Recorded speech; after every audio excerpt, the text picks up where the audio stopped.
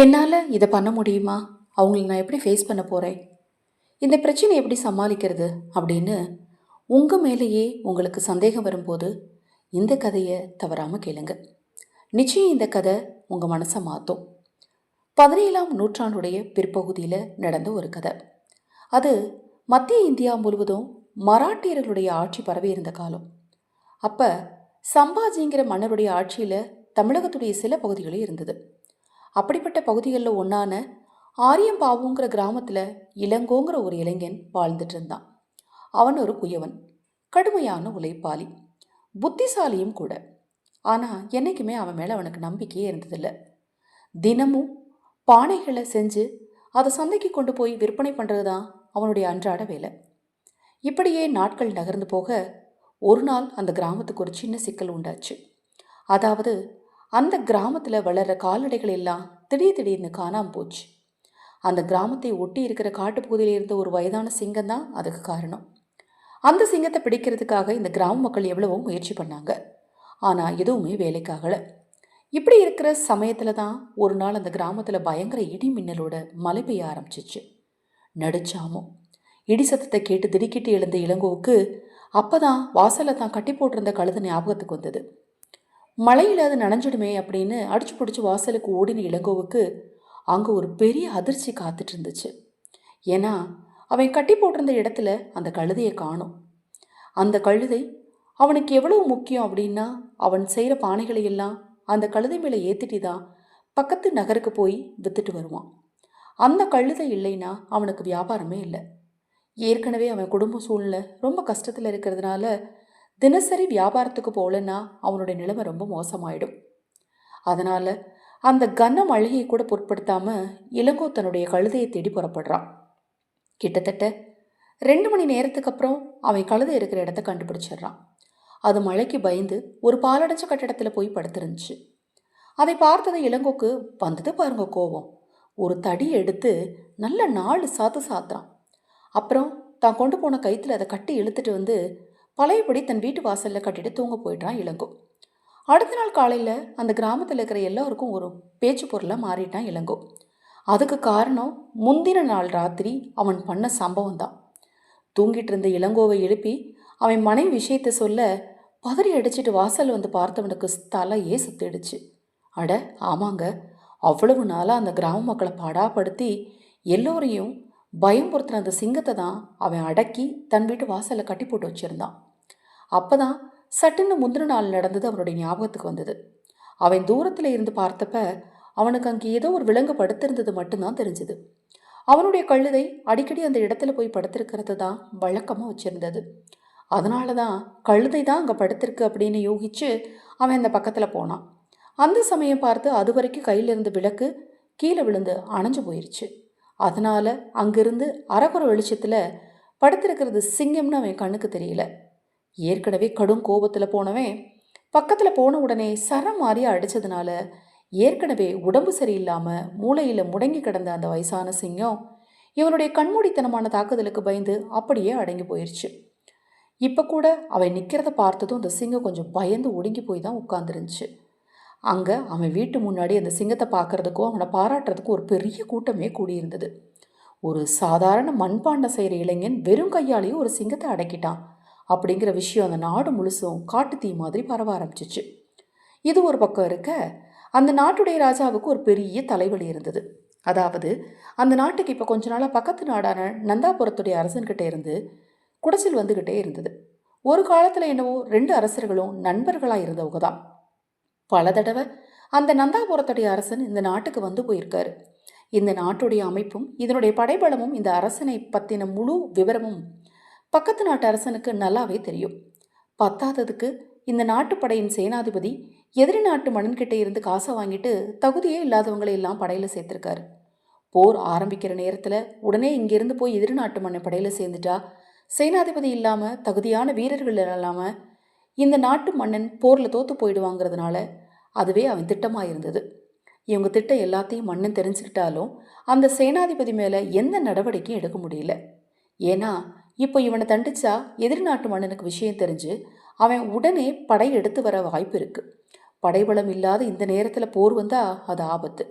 அவங்க கண்டிப்பாக தோற்று போயிடுவாங்க அப்படின்னு மந்திரி சொன்னதுனால மன்னன் அமைதியாக இருந்தார். இப்போது புது சேனாதிபதியை நியமனம் பண்ணணும், படைபலத்தை அதிகரிக்கணும், அப்போ தான் இந்த போரில் தாக்குப்பிடிக்க முடியும். ஆனால் இப்போ அதுக்கெல்லாம் அவர்கிட்ட அவகாசம் இல்லை.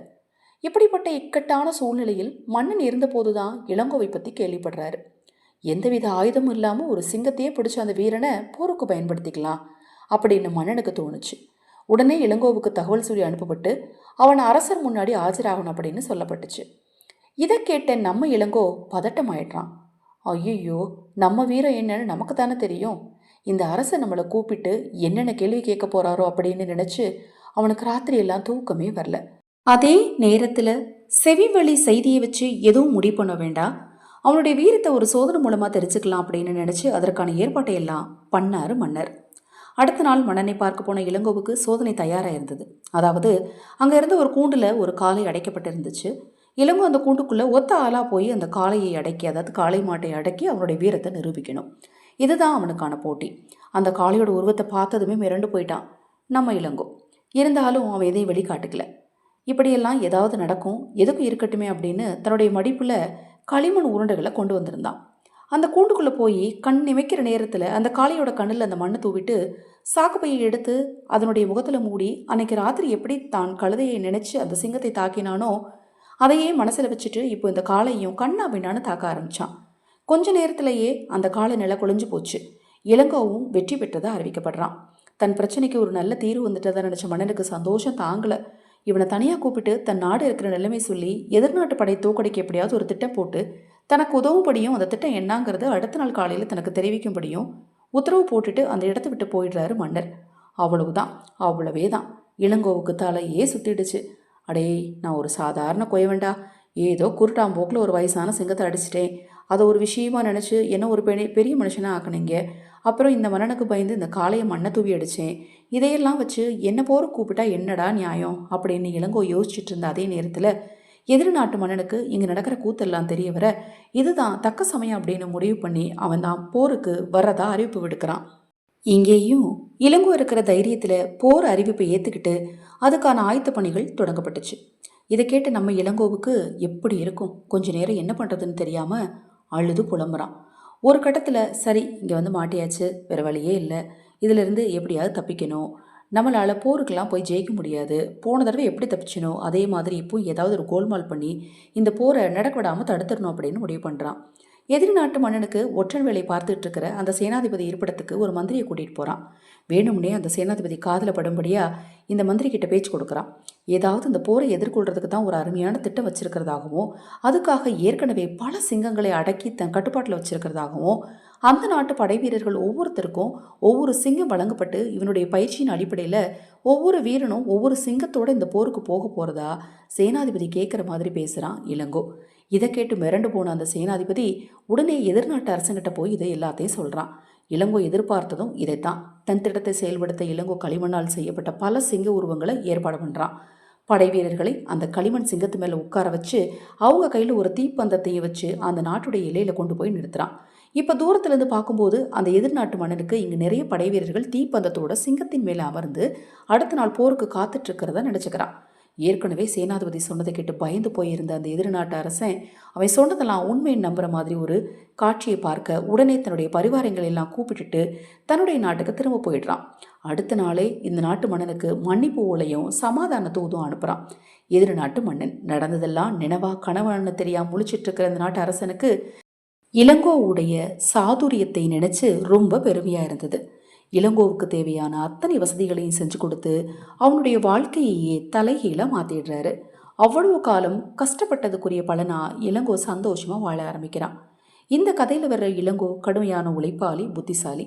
ஆனால் அவனுடைய திறமையோ அவனால் என்ன முடியுங்கிறதோ சுற்றி இருந்த யாருக்குமே தெரியல. அவனுடைய புத்திசாலித்தனமும் திறமையும் வெளிப்பட ஒரு சந்தர்ப்பம், ஒரு சூழ்நிலை தேவைப்பட்டுச்சு. அதே மாதிரி தாங்க இந்த கதையை கேட்டுட்ருக்கிற உங்களுக்கும் சொல்கிறேன். உங்களுக்குள்ளே இருக்கக்கூடிய திறமைகளோ தைரியமோ இல்லை உங்ககிட்ட இருக்கக்கூடிய கேபிட்டாலிட்டியோ வெளிப்பட நிச்சயம் ஒரு சிச்சுவேஷன் வரும். அப்படி ஒரு சிச்சுவேஷன் வரும்போது இது எப்படி என்னால் முடியும் அப்படின்னு தயங்கி நிற்காம என்னதான் ஆகுதுன்னு பார்த்துடலாமே அப்படின்னு துணிஞ்சு இறங்குங்க. அந்தந்த பிரச்சனைகள் வரும்போது அந்தந்த சூழ்நிலையை சமாளிக்கிற திறமையும் துணிச்சலும் நிச்சயமாக நமக்கு வரும். ஞாபகம் வச்சுக்கோங்க, உங்களால் முடியாததை எதையுமே கடவுள் உங்களுக்கு கொடுக்க மாட்டார். உங்களால் முடியாது அப்படிங்கிறது எதுவுமே கிடையாது. எதையும் துணிஞ்சு செய்யுங்க, நிச்சயமாக உங்களுக்கு வெற்றி கிடைக்கும்.